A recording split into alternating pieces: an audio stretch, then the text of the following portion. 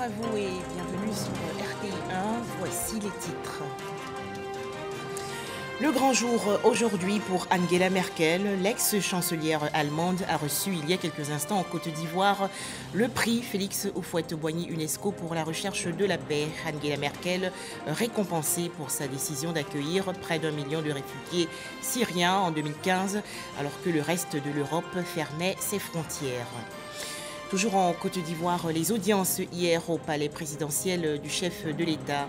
Alassane Ouattara a reçu plusieurs personnalités, dont Audrey Azoulay, la directrice générale de l'UNESCO, Serge Ekwe, le président de la Banque ouest-africaine de développement, et Olusegun Obasanjo, l'ancien président du Nigeria.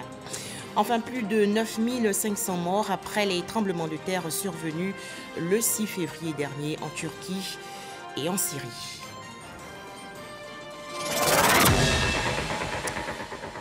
L'actualité en Côte d'Ivoire, c'est bien sûr la remise officielle aujourd'hui du prix Félix Houphouët-Boigny pour la recherche de la paix. L'ex-chancelière allemande Angela Merkel récompensée il y a quelques instants du prix Félix Houphouët-Boigny UNESCO pour la recherche de la paix. La cérémonie s'est déroulée, on le sait, à Yamoussoukro, dans la région centre du pays. La fierté et la joie se lisaient sur le visage de Angela Merkel, la lauréate 2022 du prix Félix Houphouët-Boigny UNESCO pour la recherche de la paix. Dans son discours, Angela Merkel a rappelé l'importance de la paix entre les peuples. Angela Merkel qui a également offert 150 000 $ à une ONG ivoirienne, notamment l'Association nationale d'aide à l'enfance en danger. Angela Merkel, lauréate 2022 du prix Félix Houphouët-Boigny UNESCO pour la recherche de la paix, a été longuement félicitée par le président de la République, Alassane Ouattara. Dans son discours, le chef de l'État, Alassane Ouattara, a également rappelé que depuis le premier président Félix Houphouët-Boigny, le credo de la Côte d'Ivoire est la promotion de la paix et du dialogue. Écoutons le président de la République, Alassane Ouattara.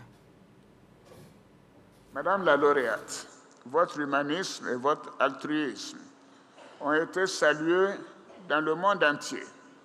En effet, sur le chemin de la reconnaissance internationale des grandes valeurs que vous incarnez en tant qu'artisane de paix, vous avez reçu également en 2016 à Assise, terre natale de l'icône légendaire de la paix, Saint François d'Assise, le prix de la lampe de la paix.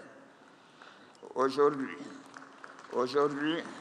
mercredi 8 février 2023, vous êtes à Yamoussoukro, terre natale d'une autre icône de la paix, Félix Houphouët-Boigny, pour qui, et je cite, « la paix n'est pas un vain mot, mais un comportement ». Fin de citation. Honorables invités, mesdames et messieurs, le jury a également décerné une mention d'honneur à Madame Julienne Lusenge, à qui je voudrais adresser mes vives et chaleureuses félicitations pour son engagement en faveur des femmes victimes de violences dans le Nord Kivu, en République démocratique du Congo. Les violences sexuelles comme armes de guerre dans les conflits interpellent la conscience de l'humanité sur la nécessité de poursuivre et de condamner les auteurs de ces crimes odieux, aussi bien en période de guerre que de paix, car la promotion de la paix va de pair avec la justice. Remise officielle du prix Félix Houphouët-Boigny UNESCO pour la recherche de la paix. La directrice générale de l'Organisation des Nations Unies pour l'éducation, la science et la culture, l'UNESCO, est en Côte d'Ivoire. Audrey Azoulay a été reçue hier par le président de la République, Alassane Ouattara. Leurs entretiens se sont déroulés au palais présidentiel dans la commune du Plateau. Les précisions dans ce reportage de Jérôme Kofi Abolin. Elle est la directrice générale de l'UNESCO. Audrey Azoulay a été reçue ce mardi au palais présidentiel par le président de la République, Alassane Ouattara. Selon l'hôte du chef de l'État ivoirien, cette rencontre s'inscrit dans le cadre de la remise du prix Félix Houphouët-Boigny pour la recherche de la paix, prévue ce mercredi 8 février à Yamoussoukro. Et je suis très heureuse d'être aujourd'hui en déplacement officiel en Côte d'Ivoire et avec la chance d'avoir été reçue par Monsieur le Président Ouattara.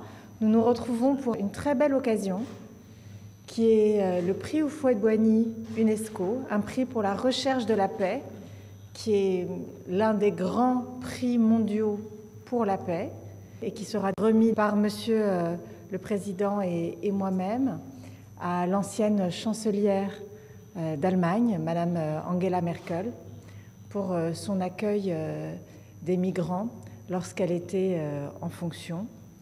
C'est un prix que nous célébrons à un moment particulier, qui est celui du 30e anniversaire du décès du président Houphouët-Boigny, en compagnie de nombreux chefs d'État qui sont là à l'invitation du président Ouattara. Et ça arrive à un moment où nous avons, je crois, plus que jamais besoin de construire la paix, qu'il s'agisse de la sous-région ou du monde.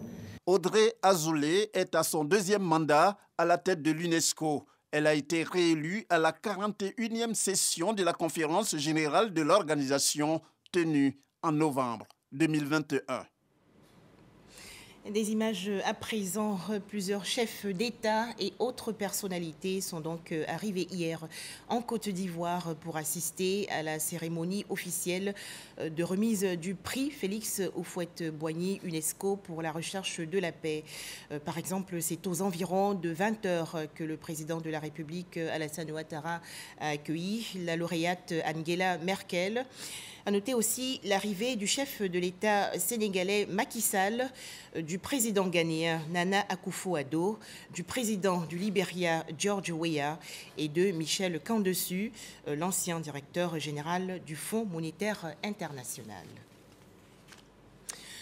Pour son accueil de réfugiés syriens lorsqu'elle était en fonction en 2015, l'ancienne chancelière allemande Angela Merkel a reçu il y a quelques heures à Yamoussoukro le prix Félix Houphouët-Boigny UNESCO pour la recherche de la paix. Cette physicienne de formation devient en 2000 en Allemagne la première femme présidente du parti politique Union chrétienne démocrate. Son parcours politique avec Viviane Haïma.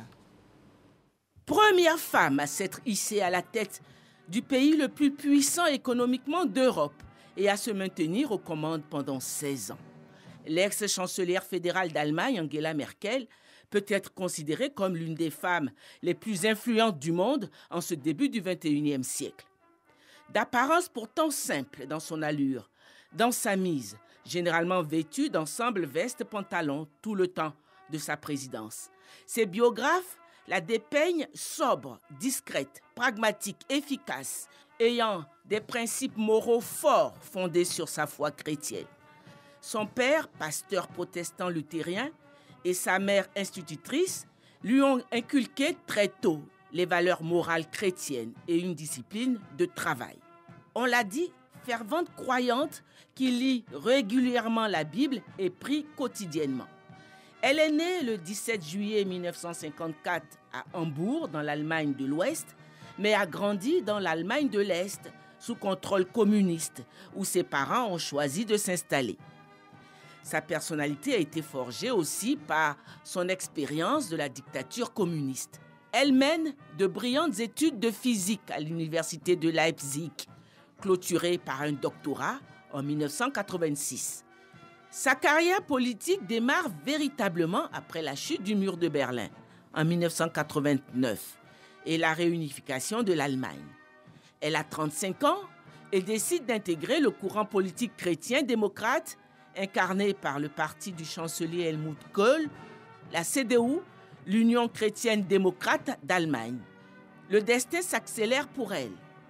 En 1991, elle est élue au Bundestag, le Parlement allemand. En 1998, elle est élue à la tête de la CDU et devient la première femme à diriger le parti chrétien-démocrate. 7 ans plus tard, en novembre 2005, elle est élue chancelière fédérale d'Allemagne. Elle est réélue à ce poste en 2009, puis en 2013. Elle est réélue en 2017 pour un 4e mandat à la tête de la chancellerie fédérale. En 2021, elle décide de ne pas briguer un 5e mandat et quitte officiellement le pouvoir le 8 décembre 2021. Durant ces années de pouvoir, elle a été désignée à 14 reprises par le magazine économique américain Forbes, femme la plus puissante du monde. Il va sans dire que les prises de décision de l'ex-chancelière allemande ont impacté le monde occidental, en particulier l'Europe. Ce fut le cas en 2015, quand l'Europe a été confrontée à la plus grande crise migratoire qu'elle a connue. En effet, au plus fort de la guerre civile en Syrie, des millions de réfugiés, en majorité syriens, ont afflué vers l'Europe demandant l'asile. Les pays d'Europe, pour leur part, étant tenus de respecter des quotas d'immigration imposés par l'Union européenne. C'est alors que la chancelière Angela Merkel décide de mettre à plat toute cette politique de quotas en ouvrant les frontières de son pays aux nombreux réfugiés qui n'avaient pas trouvé de pays d'accueil. Ce sont 1,5 million de migrants que l'Allemagne a accueillis entre 2015 et 2019 et a tout mis en œuvre pour leur intégration. Cette décision de la chancelière allemande de mettre à plat la politique des quotas d'immigration au sein de l'Union européenne lui a valu de nombreuses contestations, tant en Allemagne même, où elle a perdu ses alliés politiques, qu'au sein des autres pays de l'Union européenne. C'est cette décision empreinte d'un grand humanisme que le jury du prix Félix Houphouët-Boigny UNESCO pour la recherche de la paix salue en décernant le prix 2022 à l'ancienne chancelière fédérale d'Allemagne, Angela Merkel. L'ex-chancelière allemande n'a pas non plus ignoré l'Afrique, alors qu'elle assurait la présidence du G20, le groupe qui rassemble les pays aux économies les plus développées du monde. La chancelière allemande Angela Merkel a lancé le 19 novembre 2019 à Berlin, lors d'une conférence du G20, une initiative baptisée Compact with Africa, qui est un programme consacré à la promotion de l'investissement direct privé en Afrique à travers des réformes engagées par les pays africains participant à ce programme. Le président de la République, Alassane Ouattara, ainsi que plusieurs de ses pairs du continent africain ont pris part aux travaux du Compact with Africa. De même, lors du 5e sommet Union européenne-Union africaine organisé à Abidjan les 29 et 30 novembre 2017, la chancelière allemande Angela Merkel a fait le déplacement pour participer aux travaux. Retirée depuis le 8 décembre 2021 de la scène politique et de la vie publique, l'ex-chancelière allemande Angela Merkel se consacre depuis à la rédaction de ses mémoires politiques.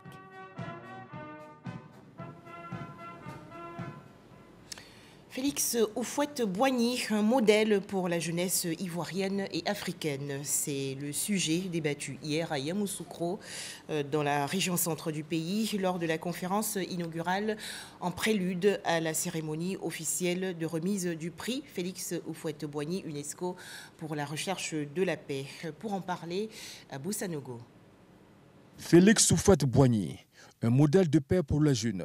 Thème de la conférence inaugurale animée par professeur Jean-Noël Loukou, secrétaire général de la Fondation Félix Houphouët-Boigny pour la recherche de la paix, qui se tient en prélude de la cérémonie de remise du prix Félix Houphouët-Boigny UNESCO pour la recherche de la paix. Félix Houphouët-Boigny fut, selon le conférencier, un modèle d'excellence, aussi bien scolaire, professionnel qu'un modèle d'engagement politique et de paix. On entend sans répit que la jeunesse ivoirienne est en manque de repères, de modèles à imiter. Il me plaît de parler de Félix Houphouët-Boigny, père de la nation ivoirienne, qui reste dans notre mémoire collective celui qui a rendu à son peuple la liberté et la dignité et posé les fondements d'une nation libre, fraternelle et prospère. Il est le modèle parfait qui peut inspirer non seulement les jeunes Ivoiriens et Africains, mais aussi tous les Africains, tous les Ivoiriens, par sa vie, son action historique les valeurs qu'il a prônées. Et pour l'occasion, la salle des 400 places de la Fondation Félix Houphouët-Boigny a refusé de monde. Un public essentiellement composé des élèves des établissements de Yamoussoukro. Je retiens que Houphouët est un vrai modèle et un très grand homme.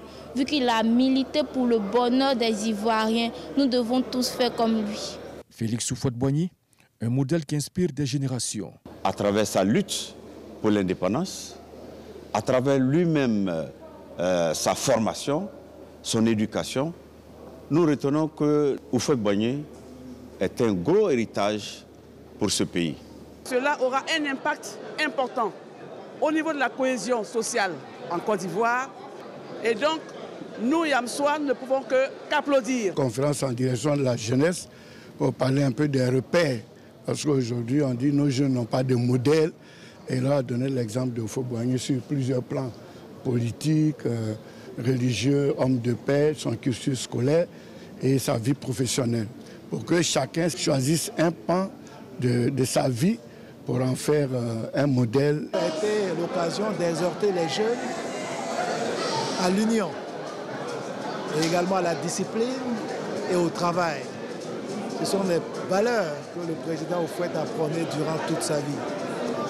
Il leur dit également que la paix est notre héritage. Et aujourd'hui, c'est avec beaucoup de fierté que les jeunes doivent voir le président Alassane Ouattara, avec ses frères, le président Bédié et le président Gbagbo, être rassemblés autour de la paix, autour des idéaux du président Félix Houphouët-Boigny. Toujours en prélude à la cérémonie de remise officielle du prix Félix Houphouët-Boigny UNESCO pour la recherche de la paix, un panel sur le rôle de la culture et du sport dans la promotion de la paix a été animé hier à Yamoussoukro par plusieurs personnalités, Frédéric Gorebi et Abou Sanogo. En prélude à la cérémonie de remise du prix Félix Houphouët-Boigny pour la recherche de la paix, le débat sur la contribution de la culture et du sport à la consolidation de la paix était au centre d'un panel à la fondation qui porte le nom du premier président ivoirien à Yamoussoukro. Les panélistes, au nombre desquels se trouvaient les directeurs de cabinet du ministère de la Culture et de la Francophonie et le leader vocal du groupe Magic System, Traoré Salif Assalfo, ambassadeur de bonne volonté de l'UNESCO pour ses messages en faveur de la paix, ont instruit les participants sur le rôle prépondérant de la culture au maintien d'un climat social apaisé. C'était de mon devoir de venir dire à toute cette jeunesse qui était réunie que chacun a son rôle à jouer et montrer aussi le rôle important que la culture occupe dans la promotion des valeurs de paix. Nous avons adopté en 2014 le test portant promotion de notre patrimoine culturel national à l'Assemblée nationale. Dès lors, le déploiement, la mise en relief de cette étude juridique a essentiellement pour vocation de converger nos activités afin que celles-ci puissent féconder la paix, consolider les acquis de cohésion sociale au sein de la population ivoirienne. Le sport, facteur de rapprochement des communautés, n'est pas en reste. Selon les panélistes, au-delà de l'apport de la culture et du sport à la préservation de la cohésion sociale, gage de développement et de stabilité politique, il faut compter avec les mécanismes endogènes. Notre patrimoine culturel dispose de mécanismes pour pouvoir consolider la paix. Je vais faire allusion aux alliances interethniques. Je vais faire également allusion aux personnalités tutélaires dont les connaissances endogènes sont sues et présentées. On les appelle les trésors humains vivants. Ceux-ci s'impliquent dans le règlement des situations conflictuelles en amont et par leur sagesse, par leur connaissance, ils parviennent à prédisposer le peuple pour qu'il soit acteur de paix dans le milieu où il vit. Ce panel a également été marqué par la distinction de plusieurs organisations de la société civile qui ont œuvré pour la paix et la cohésion sociale en Côte d'Ivoire. Dans l'actualité nationale également, les échanges hier au palais présidentiel dans la commune du Plateau entre le président de la République Alassane Ouattara et le président de la Banque ouest-africaine de développement, Serge Ekoué, a présenté et expliqué les activités de la BOAD. Les détails, Jérôme Kofi Abola. Serge Ekoué, reçu par le président de la République Alassane Ouattara. La rencontre entre le président de la BOAD, Banque ouest-africaine de développement, et le chef de l'État ivoirien s'est déroulée ce mardi au palais présidentiel. Le président de la BOAD dit être venu présenter les activités de son institution dans la zone et particulièrement en Côte d'Ivoire au président Alassane Ouattara. Nous avons eu le privilège d'avoir été reçus en audience par son Excellence, Monsieur le Président Alassane Ouattara, pour tout d'abord lui présenter les vœux, pour lui, son gouvernement, mais également pour l'ensemble du peuple ivoirien. Nous avons ensuite échangé avec Monsieur le Président de la République sur l'ensemble des dossiers de développement de notre zone, mais bien évidemment de la République de Côte d'Ivoire. Vous savez que le développement, c'est notre métier, c'est le cœur de notre activité. Il est toujours important de présenter nos activités au chef de l'État, de lui rendre compte de nos actions. La Banque va fêter cette année son jubilé et nous avons évoqué ce point précis avec le chef de l'État. Donc vous le voyez, c'est un exercice assez classique de présentation de nos activités. Voilà en quelques mots la teneur de l'entretien que nous avons eu avec Monsieur le Président de la République. Pour le président de la BOAD, cette rencontre avec le président Alassane Ouattara est aussi l'occasion de recueillir des orientations auprès des autorités ivoiriennes au moment où la banque s'apprête à célébrer ses 50 ans. Agenda chargé hier pour le président de la République de Côte d'Ivoire. En effet, Alassane Ouattara a également reçu l'ancien président du Nigeria. Olusegun Obasanjo a présenté et expliqué les missions de la fondation Brent Hearst, structure œuvrant pour la paix et la sécurité. Les précisions de Jérôme Kofi Abola. Olusegun Obasanjo ce mardi au palais présidentiel de la République de Côte d'Ivoire. L'ex-président du Nigeria est venu échanger avec le président de la République, Alassane Ouattara. Il a été reçu par le chef de l'État ivoirien en tant que chef de délégation d'une fondation, entendez Brinthurst Foundation, une fondation qui œuvre pour la sécurité et la paix. Pour Olusegun Obasanjo, le leadership du président Alassane Ouattara en matière de paix et sécurité n'a jamais fait défaut à cette fondation. Thank you very much. Let me, on behalf of my delegation, which c'est un honneur pour moi d'avoir été reçu par son Excellence le président Alassane Ouattara. Je ne suis pas venu seul, je suis venu avec l'ancien président, le président Koroma, et ainsi que le président directeur général de Brent Hearst Foundation. Je fais moi-même partie de Brent Hearst Foundation.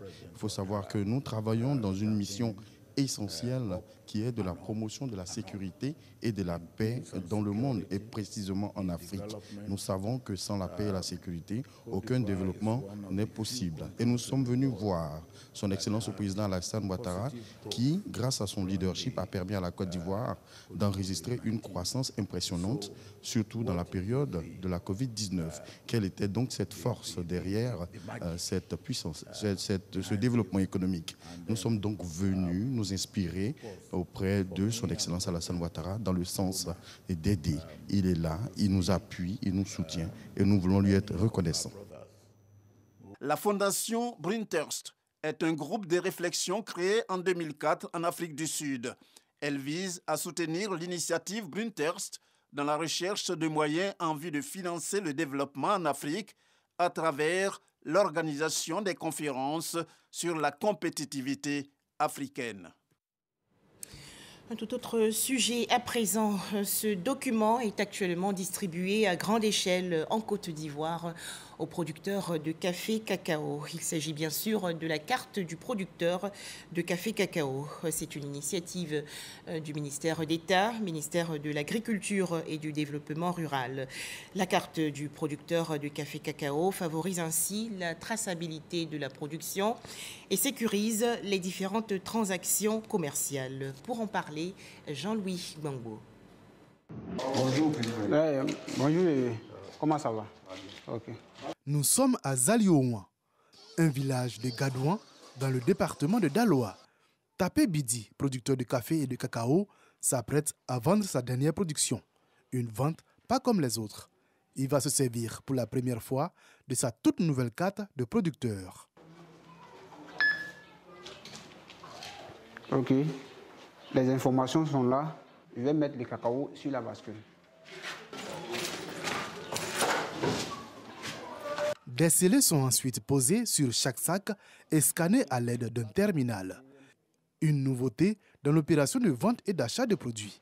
Ces scellés permettent d'enclencher le suivi de leur itinéraire jusqu'à l'exportation. Le poids total saisi dans le terminal d'achat est calculé automatiquement et le montant à payer est reversé sur la carte du producteur. Montant net à payer, 93 225 francs. Ici, c'est montant push. C'est comme ce qui est parti sur la carte. La transaction validée, le producteur reçoit un SMS sur son téléphone l'informant que sa carte est créditée du montant de la vente qu'il vient d'effectuer. Une opération à première vue fastidieuse, mais ce producteur, lui, préfère retenir le bien fondé de cette nouvelle méthode. Ça n'a pas mis du temps. Dès que tu introduis, on te donne ta carte, on introduit tout dedans. En tout cas, tout sort normalement et puis tu n'as pas de gêne. Vraiment, moi, ça me plaît beaucoup. Bidi Tapé se rendra plus tard au guichet automatique pour procéder au retrait du fruit de sa vente. Il aurait pu, comme cet autre producteur, effectuer cette opération dans un point de paiement mobile. La carte, s'il vous plaît. Oui. Donnez-moi la carte. Quand il donne la carte, je regarde la carte et puis je lui demande d'abord son numéro. Vous me donnez votre numéro. Initiée depuis la campagne 2019-2020 par le Conseil Café Cacao, la carte du producteur est le symbole et l'aboutissement de la politique de traçabilité des productions ivoiriennes. Un système qui vise à maîtriser l'origine et le circuit des fèves de cacao et les grains de café, de la production à l'exportation, et aussi à lutter contre la déforestation et à payer effectivement le prix garanti Borchamp aux producteurs. C'est vrai qu'aujourd'hui, nous avons la technologie qui intervient au Borchamp, mais cela n'est pas fait pour changer en profondeur les habitudes des paysans, mais c'est plutôt pour améliorer leurs conditions de vie, améliorer surtout la qualité de la vente, mais surtout par rapport aux acheteurs internationaux, de les rassurer que désormais nos producteurs sont identifiés, localisés, leurs parcelles géolocalisées, et tout cela, au travers de la carte, on peut tracer le produit du Borchamp jusqu'à l'exportation. La première phase de mise en œuvre du système de traçabilité a été le recensement des producteurs de café cacao et de leurs vergers. Il a consisté à identifier les producteurs et à géolocaliser leurs parcelles de café et de cacao afin d'en déterminer la superficie et la localisation exacte sur le territoire national. Tous les producteurs recensés auront leur carte. Mais en plus de cela, il y a un dispositif qui a été mis en place pour que les producteurs qui n'ont pas été recensés lors de la grande phase de recensement soient enregistrés à l'effet de produire leur carte. Au terme de cette grande phase, 993 031 producteurs ont été recensés. Nous avons aussi cumulé 3 220 800 hectares de cacao et de café géolocalisés. Et ça aussi, nous sommes en train d'actualiser tous ces chiffres pour ceux qui n'ont pas pu être recensés dans cette phase-là. Avec la distribution des cartes aux producteurs, le Conseil du café cacao entre dans la phase de mise en exploitation de la traçabilité, cruciale pour la survie de la filière. Le régulateur multiplie les sensibilisations et les séances de formation dans les zones de production afin de garantir aux premiers bénéficiaires de la carte une utilisation optimale. Personne n'est pas venu compter des billets de banque pour vous donner. Ça sera sur la carte. Et personne ne pourra modifier si le conseil n'a pas modifié depuis habitude. Ce processus-là, en tant que producteur, en tant que dirigeant des coopératives, nous avons attendu ce processus depuis longtemps. Le producteur café cacao vient d'avoir sa carte professionnelle. Après la phase pilote qui sera effectivement lancée sur la campagne 2023-2024, le système sera déployé sur toute la zone de production. À terme, sans la carte, nul ne pourra vendre son café ou son cacao. Si les autorités ivoiriennes mettent un point d'honneur à appliquer le système de traçabilité unifié, c'est non seulement en vue de satisfaire aux besoins internationaux, mais surtout de continuer à bâtir cette économie prospère qui lui garantit sa place de poumon économique sous-régional. Dans l'actualité nationale également, la restitution récemment des résultats d'une étude sur le conseil régional du Haut-Sassandra, région située à l'ouest du pays. C'est une initiative de la 22e promotion du programme de formation en gestion de la politique économique. Les explications de Evelyne Yeboué et Didier Nguessan. 30 agents des administrations publiques de la sous-région ouest africaine francophone, notamment de la Côte d'Ivoire, veulent renforcer leur capacité en matière de management des politiques économiques. Après 8 mois de formation et de recherche, ces auditeurs sont venus restituer le résultat du travail. On leur a demandé donc de faire un travail de recherche sur le conseil régional du Haut-Sassandra.